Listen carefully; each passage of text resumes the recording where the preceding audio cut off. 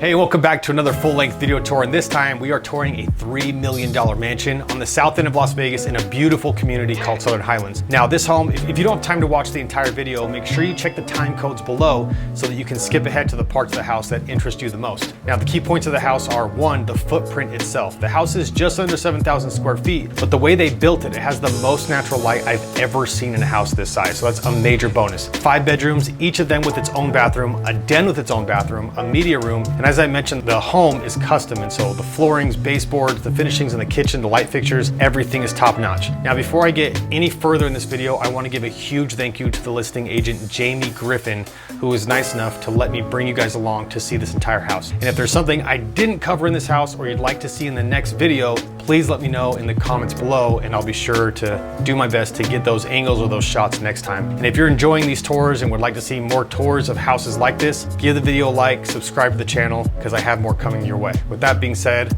enjoy the tour.